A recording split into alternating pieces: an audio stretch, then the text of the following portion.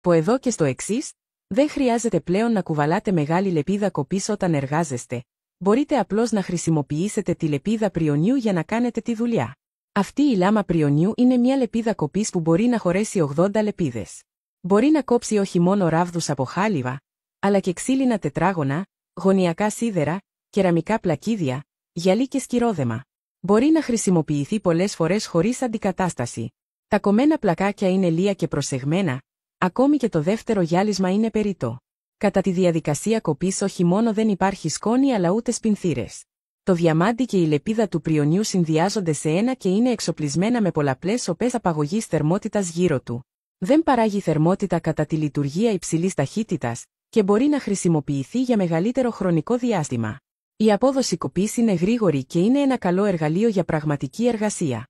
Αυτό το πράγμα κόβει τις χαλίβδινες ράβδους πιο εύκολα από όμικρον με τόνο, τι μπορείτε να κόψετε τα μαλλιά, και κόβει το γυαλί πιο ομαλά από το κόψιμο των μήλων. Οι άνθρωποι που το έχουν χρησιμοποιήσει μετανιώνουν που το αγόρασαν πολύ αργά. Είναι αυτό το κομμάτι κοπής, από σμύριδα.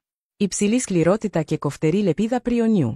Μπορεί να κόψει μάρμαρο, σκυρόδεμα και γυαλί. Μπορείτε επίσης να το χρησιμοποιήσετε για γυάλισμα.